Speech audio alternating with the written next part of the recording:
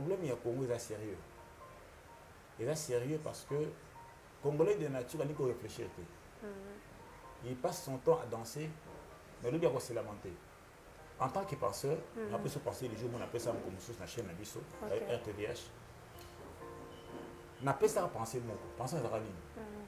Pendant que l'Océanie se repose, l'Amérique gouverne, l'Europe réfléchit, l'Asie travaille, l'Afrique danse et se lamente ensuite. Ah bon? La bandine. On a expliqué bien. Pendant que l'Océanie se repose, ce qui est l'Océanie, on a dit qu'on a passé dans le monde de la plage. Parce que nous sommes en Australie. Pourquoi? Parce que la plage est une vacances, c'est-à-dire vie est bien. Tout ce qui est en Australie, on a université, on forcer. Forcer comment?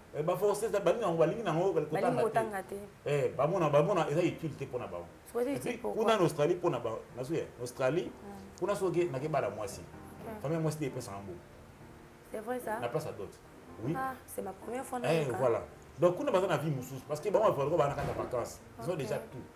Là, ils ont tout sauf rien. Si quand on a besoin de ça, là, bon, que moi, si on a coupé ça mal, et ça biblique ou non, c'est comment? Et ça, question, il y a la coutume là-bas. Ça, c'est la réalité. Est-ce que coutume, la Bible pèse? Oui, la Bible coutume est allée. D'autres pèsent. La Bible coutume est allée. Parce que dans la société, comme vous êtes devant de l'amour pour la vie, on a continué à penser là-bas. Ce qui est dans l'Ivan et l'Asie. Tous les Chinois, disons, les Asiatiques qui sont là-bas, les Libanais, vous sentez le travail. Ils ont le sens du travail. Aussi, côté européen. Les Européens, place Bali, ils n'ont pas l'été. Parce que pour le Bango, il faut pas réfléchir. Il y a au moins les plus grands savants de l'histoire, ce sont les Européens. Parce que Bango, c'est la réflexion. Et puis, ils sont qui est en fait dessus. Là où il y a des Européens, ils vont noirs. Sur les noirs, ils vont déménager. Parce que là où il y a des noirs, il y a trop de bruit. Oh, bah, kimia pour réfléchir, pour inventer. Tu es en Amérique. Quand je parle de l'Amérique, je fais allusion aux États-Unis. L'Amérique gouverne, c'est-à-dire la superpuissance mondiale. C'est les États-Unis qui gouvernent le monde entier. Surtout en Afrique, et précisément en Congo. L'Afrique danse et se lamente ensuite. Congo, les gens dansent beaucoup. Et nous nous lamentons. Mais non, mais tu as dit musique du matin au soir, tu as la chaîne nationale. Détente musicale. Détente musicale, tu as la chaîne. Détente musicale, ils ont l'espace combien? Loisirs, divers. Ils ont l'espace combien? Pendant que les gens souffrent, nous avons des richesses, nous avons toutes les potentialités. On n'a pas le temps de réfléchir, on a le temps de danser. Mais après, on tandis qu'on est là, parce que nous avons surtout souffrir la il est mis et payé. Premièrement, toujours indépendance d'une manière précoce. On n'a pas été préparé aux responsabilités. Le monde a précipité parce qu'on a que non, le film de l'Événement Yabanogo. Selon le plan du CEN, il fallait que nous ayons indépendance en 1985. C'est le plan belge. Parce que là, ils allaient nous préparer. Mais toujours en gros 25 ans avant. Toujours en 60. Et conséquence de préparation, il y a un gros. Donc, ça a eu pouvoir entre les politiciens. Les autres côté, chef de l'État. Kassabobo a révoqué le monde, a révoqué Kassabobo. Et ça les maté, Kana Congo. Voilà pourquoi Mobutu a fait le premier coup d'État. Il passe à deux coups d'État Mobutu. En 60. Et au salaire qui a suspendé. Pour le ministre qui est le chef de l'État, a aussi le commissaire général, Etienne Tshisekedi, à l'université Inikin. Vous avez dirigé Mboka. Donc, après, ils ont fait pouvoir à Kassabo dans le monde. Au moment où Congo, il faut tout faire comprendre aux Congolais que tout quand ça m'a fait mal à quitter beaucoup de Kimia. Makamousou. So on imagine que tout le monde est là, on ne peut pas aller au Congo. So après, le Congo Tchad n'a pas eu un. Au bout de 4 ans. Le Sénégal, il y a un groupe Pamba. C'est mieux que Bissau. Nous sommes des matières comme tel type. Mais c'est mieux que Bissau. Parce qu'ils ont compris que Dieu ne fera pas tout. C'est ça. Congolais, il faut le Congolais qui m'a ramené ce cas de Zambété. Comme Congo, il peut s'en aller là-bas. Il y a beaucoup de choses qui prière, c'est même offrande, mais il y a comme ça là. Bon, tout ça. Merci. Merci. Tout ça, mais la paix. Moi, je vais changer. Mais moi, c'est une action de grâce. Ça y est, prière dans le stade. Et puis, si je suis dans le stade. Dans ce compte, j'étais pour. Prière, ça ne veut pas de la nation. Dans le compte, mais sur le terrain. Parce qu'on n'a pas voulu réfléchir. C'est quoi les conséquences? Bon, écoute ça.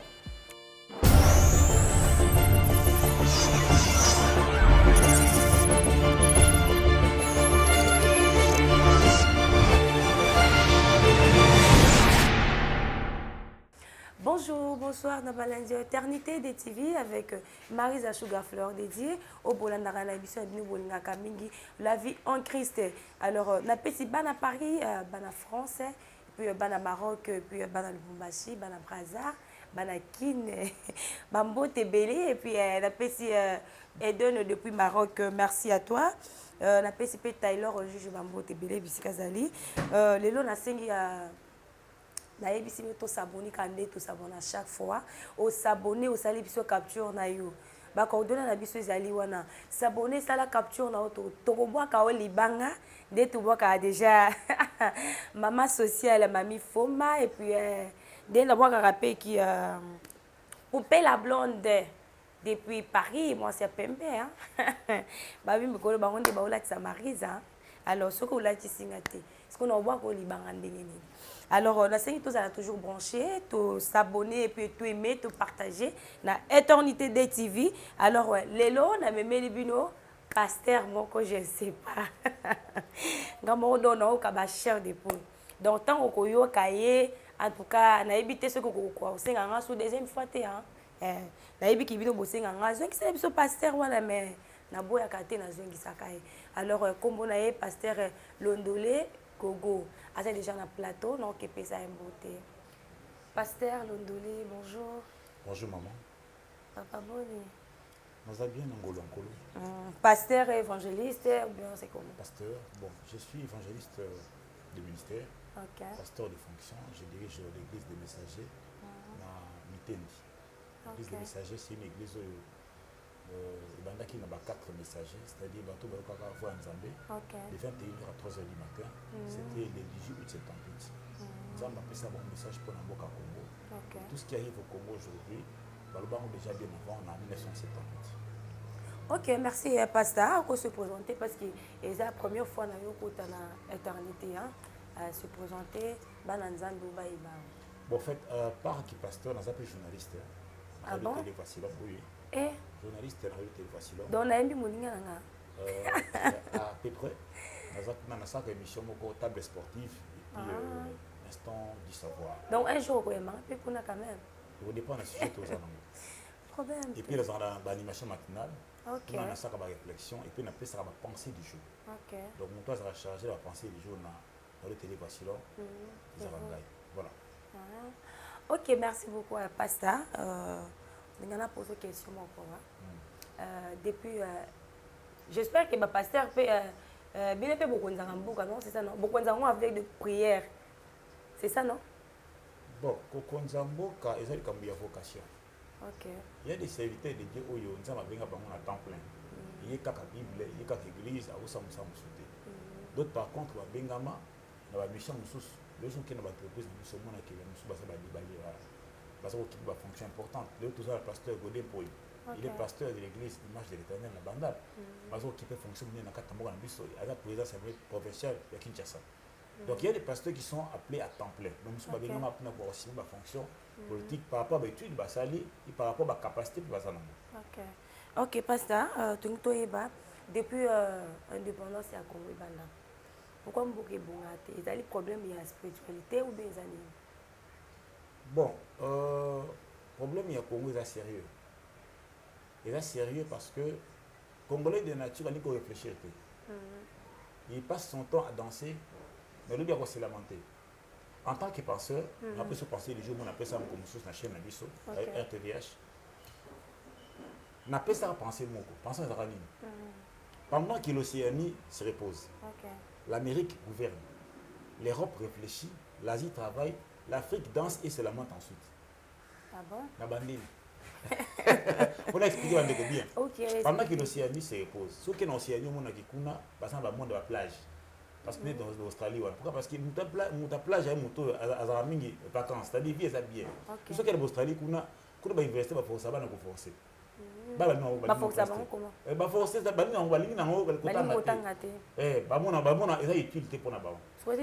a en Australie pour Australie, on a sauvé la moitié. Famille moitié des personnes en bout. C'est vrai ça? N'a pas ça d'autre. Oui. C'est ma première fois. Voilà. Donc, on a besoin de vie moussous parce que bon, il faut aller en vacances. Ils ont déjà tout. Dans Sydney, ils ont tout sauf rien. C'est quand on besoin ça là, bon que kuna moi sinda kopesa mbali mongo eza biblique ou bien c'est comment? Ils ont une question il y a la coutume là-bas. Ça c'est leur réalité. Est-ce que coutume la Bible pesa? Oui, la Bible coutume les alliés. D'autres pesa la Bible coutume les alliés. Parce que dans souhaité comme sous tête vendre de la pour la bien. Na compter la pensée là. Ce qui est dans niveau en Asie. Tous les Chinois disons asiatiques tous les ba libanais ba. Vous sentez le travail. Ils ont le sens du travail. Aussi côté européen. Les Européens, place Bali va marquer l'été. Parce que pour le Bango, il faut pas réfléchir. Il y a au moins les plus grands savants de l'histoire, ce sont des Européens. Parce que Bango, c'est la réflexion. Et puis, ils sont qui est en Afrique du Sud. Là où il y a des Européens, ils vont nous arrêter. Soit Bango, ils vont déménager. Parce que là où il y a des Noirs, il y a trop de bruit. Obama va Kimia pour réfléchir, pour inventer. Tu es en Amérique. Quand je parle de l'Amérique, je fais allusion aux États-Unis. L'Amérique gouverne, c'est-à-dire la superpuissance mondiale. C'est les États-Unis qui gouvernent le monde entier. Surtout en Afrique, et précisément dans le Congo. L'Afrique danse et c'est la monte ensuite. Congo, les gens dansent beaucoup. Et nous la montons. Mais non, mais tu as dit musique du matin au soir, tu as la chaîne nationale. Détente musicale. Détente musicale, tu as la chaîne nationale. Détente musicale, ils ont l'espace combien? Loisirs, divers. Ils ont l'espace combien? Pendant que tout le monde, les gens souffrent, nous avons des richesses, nous avons toutes les potentialités, on n'a pas le temps de réfléchir, on a le temps de danser. Mais après, on a dit qu'on est là, parce qu'on a pasteur Bossambela. Bon, pasteur Bossambela, parce que les gens, ils ont kanisake. Quand je pense à Congo, ils ont dit qu'il y a prière kak. Donc, si vous avez une question, 60 kilos, surtout souffrir la biso, il est mis et belé. Premièrement, toujours indépendance de manière précoce.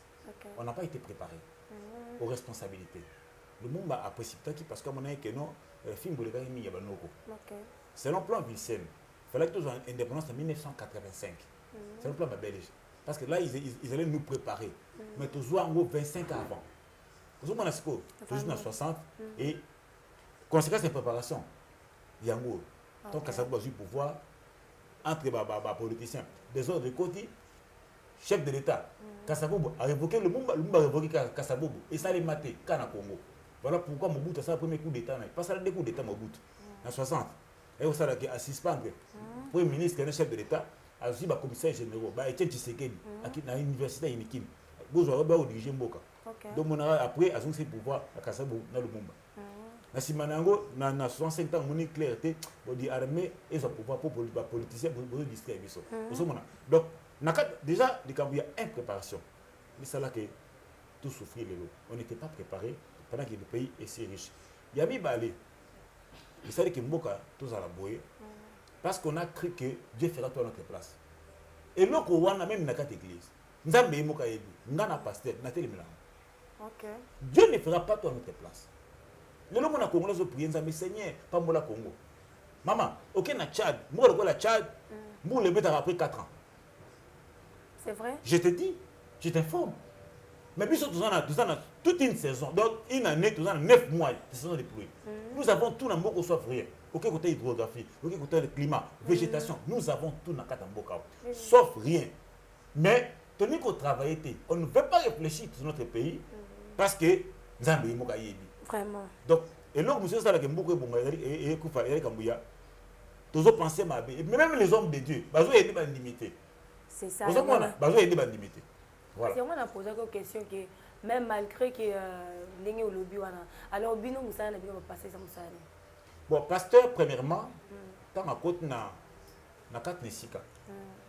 Ailleurs, quand tu connais ça, relation avec madame Natanzam, na fait Nanzambe. Atei mut maba Nanzambe, ta nimeli Zambe, abongo ni motema, pour les autres côté beaucoup d'Nicolo. Mais avant muto comme kuna, l'homme doit vivre sur terre. Il faut que le pasteur fasse comprendre que non, avant au côté alors, tu dois vivre. Alors pour vivre, tu dois fournir un effort. Tu dois travailler pour le bien de ta société. Voilà pourquoi dans l'église, lorsqu'il y a des frères qui ont étudié, ils doivent servir leur nation. Voilà pourquoi l'église, il faut comprendre qu'ils doivent produire de bons citoyens. Aussi, quand on a fonction, on travaille pour l'intérêt de la famille, mais pour l'intérêt de la pasteur, je parle des fidèles au besoin de l'église. Parce que il n'y a jamais un pasteur déjà dans le sommet de l'État. Il n'y a jamais de pasteur. Ce sont des gens dans l'église catholique, musulman, et ainsi de suite. Ce sont des fruits des églises qui dirigent le pays. Mais aucun pasteur, il n'y a pas eu de pasteur. Ce sont des gens oyo bakambaka kao na kata bango entre guillemets des gens. Donc bateau ça va passer. Tu benga va passer, ça va passer té. Pasteur amen. Pas passer bazebele. Net na sommet de l'état. Parmi les 5 chefs d'état. Non, pasteur na déjà. Muto bazongi ça place ya Sony. Kasabu aye pasteur. Mobutu pasteur. Oh nani osune Fachi pasteur. Pasteur azatera ba président Boka. Mais bino moko siko ba pousi bino pembeni ba président quand même. Bino ba pasteur ba pousi bino. Net pouvoir oya Fachi et ça que na moni ba pasteur bazebele pembeni na. Mais pasteur ba ko sa conseil, il mutuye mon le conseiller na bouna. Pour pasteur comme ça. Donc il y a aussi l'homme. Voilà pourquoi je dis que il faut Congolais comprendre que Dieu ne fera pas tout à notre place. Et donc on a ils ont bien na carte ba Congolais. Et donc on a il faut le voir. Dieu a sa part. Dans la Bible, c'est que la Bible. OK. Qu'est-ce que tu réponds? Bon, attends la même terrain monter déjà ba comprendre. Mais bon il faut même on beaucoup. Beaucoup yo nanganga et Bible ko sakana te. Et je vous dis nando ke Bible. On a zolo ba tout le monde a bien. Na ba ndo ba na poto. Yesu alinga sala miracle. Babi na ye ba totei ba lemi ba nanza. Yoka première question est vous avez qu'est-ce que vous avez?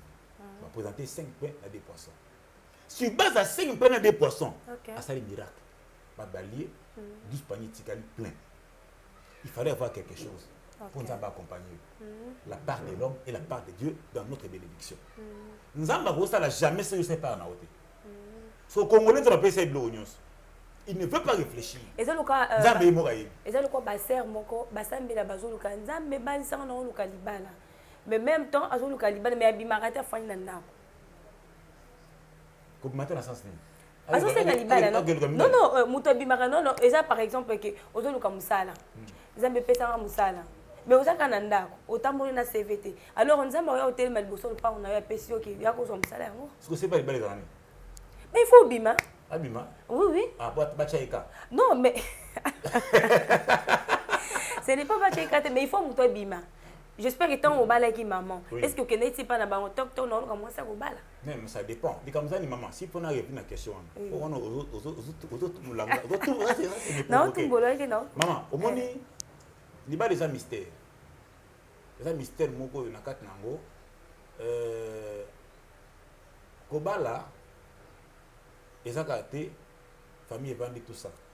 Parce que beaucoup de mariages ont échoué.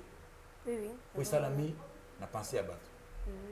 Vrai il les oyo Nzambe a approuvé. Est-ce que oye bandeni kiki oyo Nzambe doit ça qui to bala. Déjà des signes qui ne trompent pas. Première signe qu'on a eu déjà les balles moi les balles les mystères à papier. J'ai appris un papier il y a eu ça boy à Kabon en 2 parties. OK. Boka na mokili. Mo balle na droite moi na gauche. OK. Mais papier au ba pasola qui est le moko. Après 10 ans ou 20 ans. So écoutani et ils sont ngelo moko parce que ça que le moko. Mo balle ya vie na yo to moi sa vie na yo. So écouter na yete. O mato kita. Au chona liba. OK. Osomona. Donc si faut na zonga ni kamobaki na ya mwasi, tant on sinza me pesanga mobile. Pesanga mwasi. Bon, taki kota bande ko basi po osoyi ko bande ko basi. Osengi nzambe pesanga mobile. D'abord faut bagenda ba souverain. OK. Il peut ne pas te donner ce que toi tu veux là. Parce que moi na Congo, je suis en Congo. Basi mso bandi wana, asa nzambe mbali, asa sali kaikatia mbali fabala. Face à la mbembo rouge, alobaka français, azaka mbinga. Asaka mukuse atanga trop déjà sali asana caricature aswa yena ngobanza besenye pesa mobali si asa mbali wana ya za la caricature ou ya za la gwana oh non ça peut être souverain vraiment osomona yo senga nzambe pesa mobali et puis donc pesa mobali modèle nini nzambe ninga be précision ah bon pas après c'est mukuse on nzambe oyo te maintenant yo baki pesa mobali tu n'as pas été précis en tout cas nakati mobali wana ba pousse bazana kati ba chauffer ba kati et des receveurs tout le monde dans la carte il n'a pas été précis il y a le pesa en voiture tu pesa en véhicule donc dans le véhicule on est dans la jeep et ça na ba catch donc il faut que quand tu demandes à Dieu il faut être précis nzambe na mobile mo oyo atanga mobile mo oyo na ba critères na yo proposer nzambe parce que nzambe ataka pour 100% tu as 90% mais toi tu n'as pas proposé des critères nzambe pesa mobile en tout cas ma sœur c'est là où nous sommes ya au sera mobile ndima yi attends Nani na yo usanga mobali ntapusa mobali te asa mobali mais yo sanga mobali usenga mobali mobali siko so mobali aye Il y a beaucoup de points. Au Seigneur, oh, mais non. Il faut être, quand tu demandes à Dieu, il faut être précis. Nous avons besoin de attendre quand même, à civiliser, à une bonne manière, à une bonne éducation. Par exemple, on a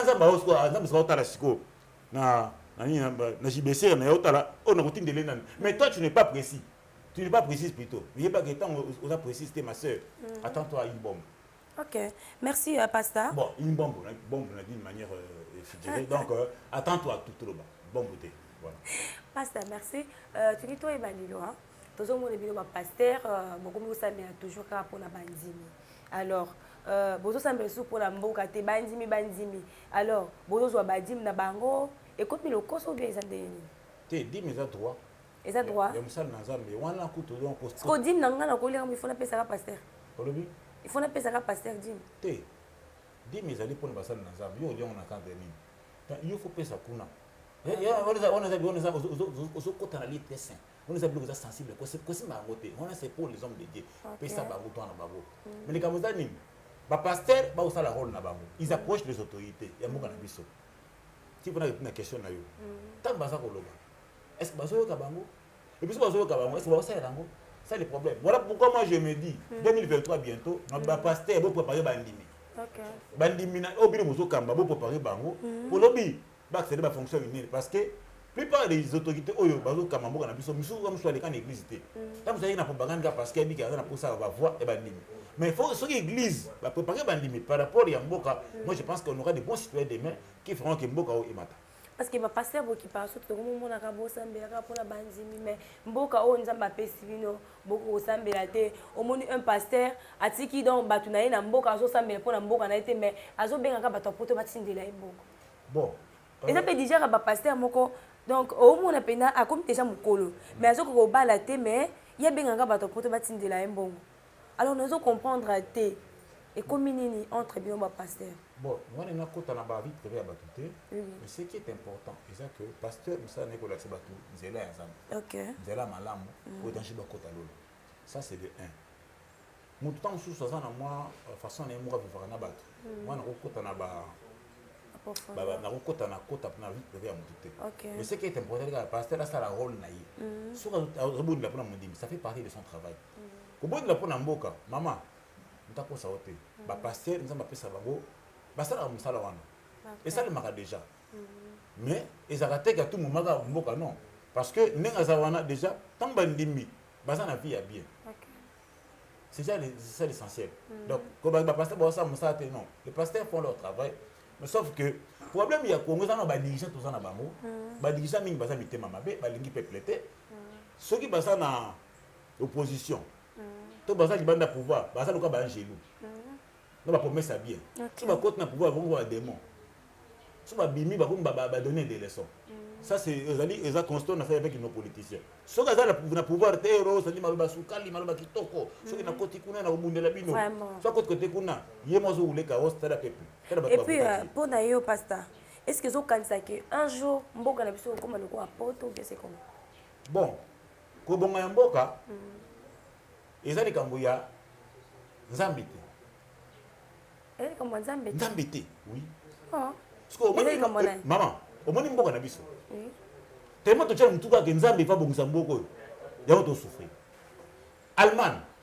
Maman, après la Deuxième Guerre mondiale, le coup là Hitler est na base. Il y a guerre mondiale, Deuxième Guerre mondiale. L'Allemagne a été détruite complètement. Mais je vous dis que l'Allemagne côté ma bonne vérité, ils ont réfléchi. Babundi les les 50 puissances du monde autant en Allemagne. Ok na Chine. Chine mao akutaka mbote komaka son appelle son mbote notre legi lobby. C'était ça la salutation de la Chine. Ah bon? Oui, c'était ça la Chine. Tant Mao Tse-tung il a bloqué les frontières. Pas d'exportation, pas d'importation. Toké na bilanga.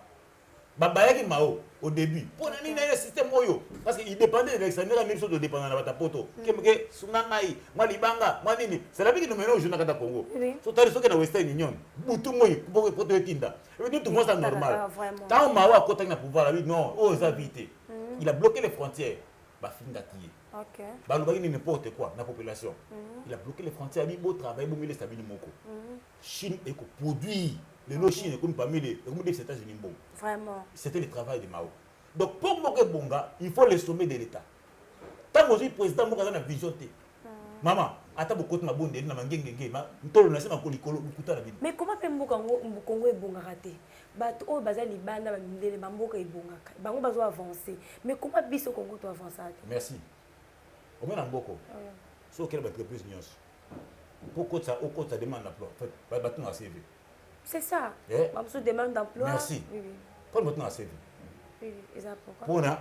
Pour ça, pas élément bien. OK. Parce qu'on a sommet de l'État Congo. CV Zalaté.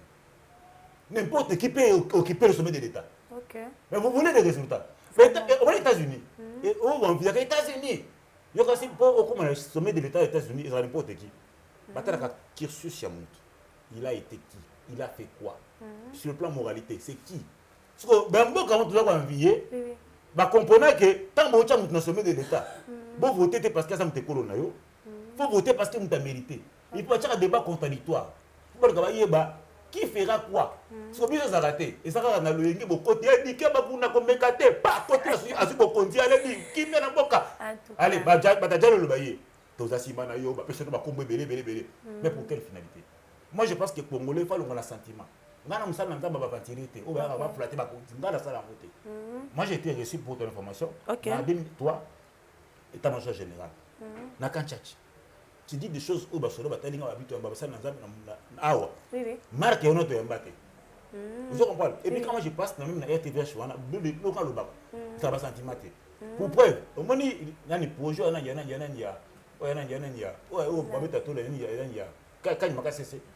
c'est moi qui ai sorti ça. C'est vrai ça? J'ai dit ça.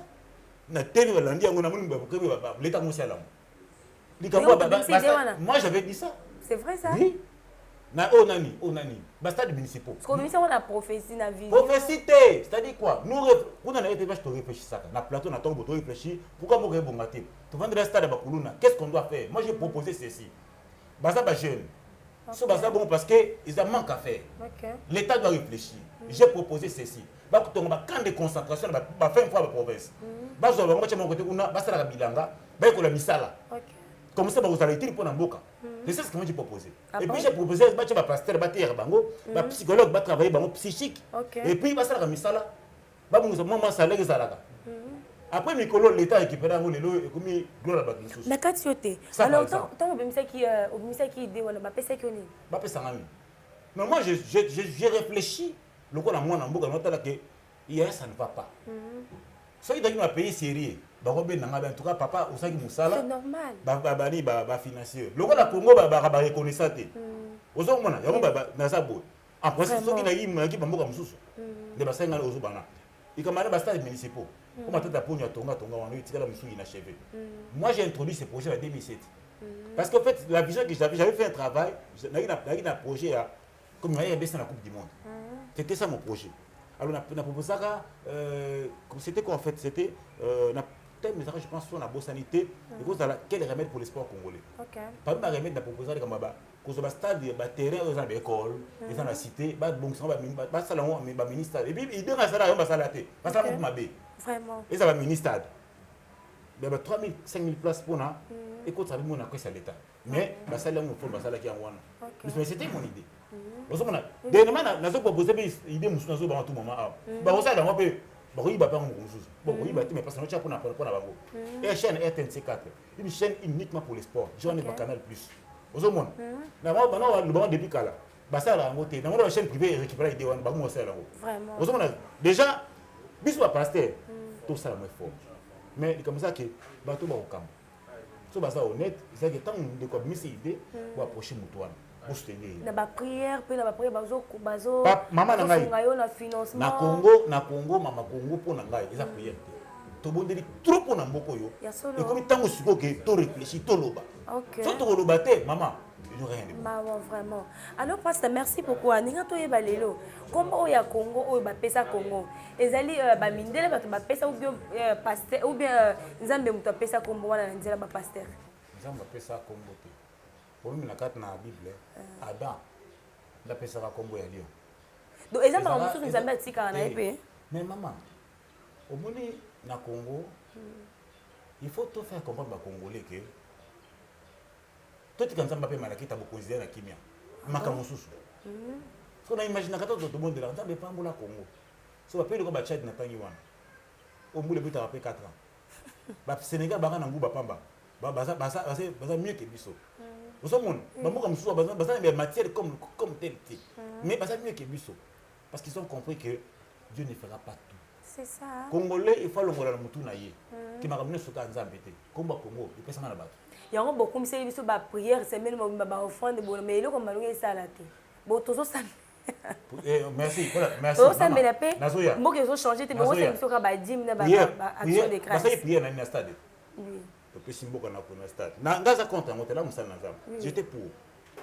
Prière ça n'avait pas de la nation. Na contre en côté. Mais sur le terrain. Parce qu'on n'a pas voulu réfléchir. C'est quoi les conséquences? Bon, écoute, on a la conséquence. Donc moi je pense que deux langages différents. Boké Koufa, je donne ces projets. Mais finalement on le dit que le président Bapesi Sikoyo, Bilonde Nzamba Lobe qui à travers Nzela Bassani Naye, vous avez beaucoup de Nzambe. Les Camerounais, l'homme de Dieu, en fait, le chef de l'État est arrivé au pouvoir, il assume des fonctions importantes. C'est un chrétien, c'est bon pour le buisson, c'est avantageux. Mais les Camerounais qui aillent que même Nzamba vous savez sur la place n'a été. Il doit réfléchir, il doit s'entourer de bonnes personnes pour faire une idée qui toko pour réussir mandat naïe. Pour ceux qui réussir mandat n'a été, peuple congolais tout à l'heure. Oh il y a un stade. On a prié à Sarah Jour, peuple n'a pas changé de face parce qu'il y a moni à se retrouver. Bon était Jésus est moko bato banda te ba waka mbanga bon kaya. Te mais Jésus o ba ka mabanga ça ba kunyo sauter. O ba comprendre que bola moïse ba ba mabanga te. O ba ba valeur na été ba mabanga. Omoni bolamu sous celle bolamu maman et futaka il y a autant nzambe apesi beaucoup de pas là je parle des autorités amboka na personne na secteur nyonso tant on côté na fonction du coup marquer bato et puis éviter bato nyonso besoin mener pour flatter écarter bango luka bato besoin ba vérité en face approcher bango pour on besoin sunga na besoin na souci na yo so ka bango mingi et vous savez que o améliorer travail na yo et puis sur le fait en fin de compte au la mieux côté na bato rédigé. Ok, parce que nous avons une place, donc je ne sais pas, tu as touché pour... D'habitude, on va répondre à Bissou quand même. Tu te souviens de ma campagne. Dis-moi, on attend par exemple, vous posez à la pasteur, mais vous avez un dire qu'on travaille là-bas. Les lots va payer $5 000 comme gym. Parce que le pasteur a dit qu'il y a bien qu'à vous la payer bassani. Toi, travaille là-bas. Vous avez déjà dit et ça va aller où? Donc moi ya kaboyela ba passer comme ça et puis tant bolia kango bosamelaka ou bien ozwaka abapesinga dimo okena ndako se maman ça dépend ya moto na moto ngana habiter mitema mais pour na yo sala ndé mais est-ce que faut le voir la télévision lomba ka keza problème te so pas mais déjà tant et ça parole de Dieu lomba ka problème on dit mais on a prié pour na oui et puis lui tout est sanctifié par la prière et ben c'est tout est payé pour ceux qui sont payés. Je pense que la personne réponse. Et c'est comme un jour, Pierre, mon dit matin, mon coco, na gym, t'es na dame. En tout cas, la moto va voir des combinaisons. On a pas pensé à bisoté bino ba pasteur. Parce que nous avons des comment moyen attend comme on a isaté, parce qu'il na bambongo pas na bango. Alors papa bango e koko fa batikali na mbongo. Bon ça qui te mai belé. Alors basi ça qui donc basi si bon on a pressé, bon on se sidi. Alors on décore on a combine en pierre comme ko uzanga même na 100 francs. A comme prophète. Bon. Donc Pierre qui dit que ake kosa l'église a comme prophète. Merci pour la motuna. OK. Omoni bat mususu nzambe kwa benga bango. Alexandre va couloir mususu. OK. Omoni ezamba bat mususu pas na so simba bon. Moi ça l'ensemble. Nzambe ko sécher mususu. A sécher a kausier pour permettre à Lukaï. Parce que nous comme la batte. Ça c'est un petit frère Carlito. OK. Il était musicien profane. Naïbe. Aïe m'a dit Mamoukine. Mais il a une histoire bon la montée. Tant Abelaki Sida. Il était mourant. Ah bon? Ah mais oui, Abelaka Sida. Sida venait Sida. Scotty c'est quoi ici là? Mais comment? Avant, à comment un niveau comment l'élo? Il a confessé ses péchés. À Senginzambe, à Salingolu. Que ceux qui habitent ici au Sahel. Ah bon? Il a tenu son vœu. Parce qu'on a dit ici, bataille c'est quoi négatif? Et là comment c'est là? Parce que soit avec un succès na wana. Sida tena comment ça? Jamais. Donc ça ba circonstance surtout comme la kata vie à mutu. Tant que balinga benda mutu wana na sécheresse. Bon on a raté côté on était passé comme pierre en prophète. Non. Et ça peut être arrivé que ça circonstance ça va utiliser pour na benga yi. Ni beaucoup yango te bo contester kaka oh moi pour na bien non. Et ça comme ça quand même que ça balinga utiliser pour na benga yi beaucoup yango te. Donc on dit maka. Alors parce que ngana tuna question moko ya suka pour na moni minute comme na suka. Alors ngana tuna boy. Pourquoi est-ce que pasteur ceux qui abali moi na ya kufi? À cause ça combien de temps pour abala moi c'est juste? Ata lobi nango et ça pour me. Lobi nango. Te nabi ata. Tadi so jam moi ça kufi. Et comme peu moi j'ai pasteur, so pasteur a kufi. Moi soit ça kufi déjà. To mbala ça kufi. Moi c'est comme libre. So mbala ko bala yo ezali sumuté. Ah bon? Ma bende ke ozana mwasi to sala mobali ozo butuse bana wana adulte. Mais toi moi c'est ça kufi. Ata yo na ye li ça souté. O comme libre ya ko donc bala ata lobi bon. Bon so qu'on a bi lobi c'est juste une exagération. À ça la moté parce que même ton conscience c'est déjà dans un remords na nous. Mais au moins ce que abali tam so après quand il me dit que ça été voté goté tam so rali comme on est kala ya moté. Ça c'est biso ba congolais. Mais ça n'a pas permis ce j'aime mon bal ça koufi tout moi ça koufi et ça pas passer té et ça mon tout normal bon ce que mon ça koufi moi c'est ça koufi mal ça koufi déjà et ça permis bal na yo. C'est quoi alors ceux qui a coupé le bon soit fan déjà péché? Bon, ils ont péché. Toi, boy, ko bala na mina fanda nga comme que mon bal a koufi be moi ça koufi na beaucoup la bana nga. Bon, alors soit fan déjà péché. Mais comme ça bon. Ils ont péché té. Mais comme ça ni. Azan risque. Risque ani. Parce que yo, exemple. OK. Vous semblez là. C'est la kanza mina solo mon bal a koufi. Obina tika la ka ndenge wana. Mais tout ça dans autres, la chair est faible. Si ko so bi ke non na kanga motema, o no bala souté. Maman, keba. Il faut éviter. Et pour ça, la nine, la vie de la chair est faible, nous comprendre. La chair est faible. Alors, ceux qui aiment quand on monte, on va la bongo. Ils avaient aussi pour mettre, mais pourquoi il y a des cobotés? Parce qu'on veut mener vie à Kobo, on a cause. On a ce qu'on a comme alors, pour éviter ça, puis le coup de bus, pour le zikater. Si on est comme on a mis, pour éviter des problèmes. Ils ont m'embêté. Mais ils ont pour la c'est dangereux. Si moi, ça coupe, on va dire qu'à beauté.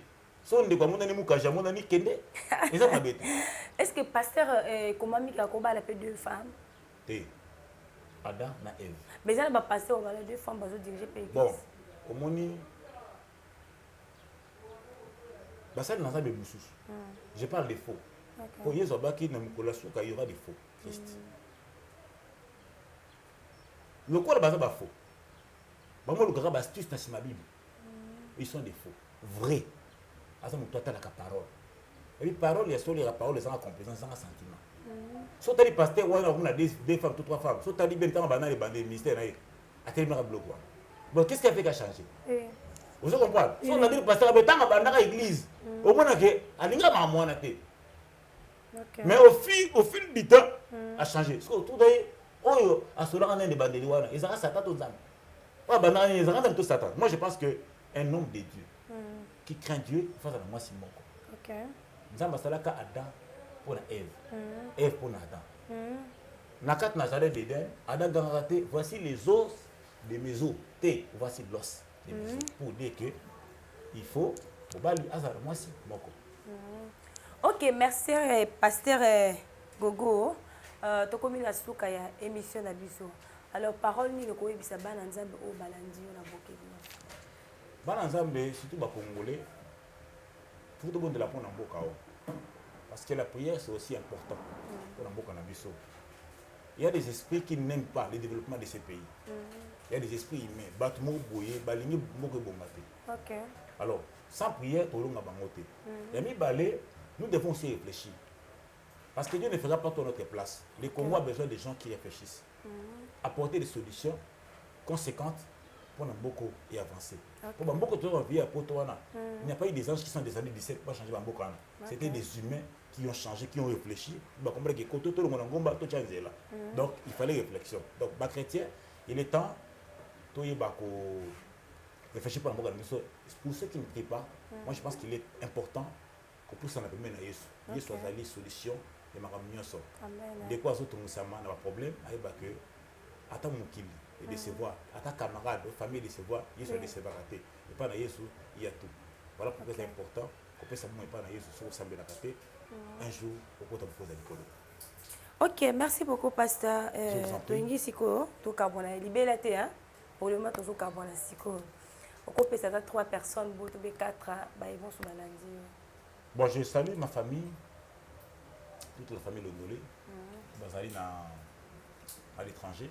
Pasteur, na bossa ni, au côté, c'est un numéro, na yo. Si vous avez besoin d'un cause, Ok, non, c'est un numéro à WhatsApp. Ok. 00243 90 55 95 367. Donc voilà un peu le numéro de moi. Ok. Continuez la bambote na okata. Donc on a pu montrer à toute la famille Londolé, les frères et sœurs, les cousins, les nièces à l'étranger. On a pu montrer à bandeko na dibiso. On va appeler na kati na mboka Congo. On a pu montrer na bateau nyonso balinga ka kolo yeso. Ok. Zambe apambola. Ok. Merci beaucoup, hein. C'est pasteur Londele Gogo, hein. J'espère bana éternité bolandi na boké bignon soit petit numéro naie ou vous avez besoin naie au bengi après bosolo là la petit merci na ba bon so balandi biso na bosanité bien d'abumida moi c'est un peu besoin la nepso depuis salongo et puis la bosanité chérie na ramoko grâce à Kabika en tout cas merci beaucoup na pesi bana lemba ba camarade nange belé baza na lemba en tout cas boleki nde belé na otanga ba kombote ba gros bisous à vous. Totika a toujours branché la éternité DTV avec Marie Sugar Fleur dédiée. Donc, à la prochaine.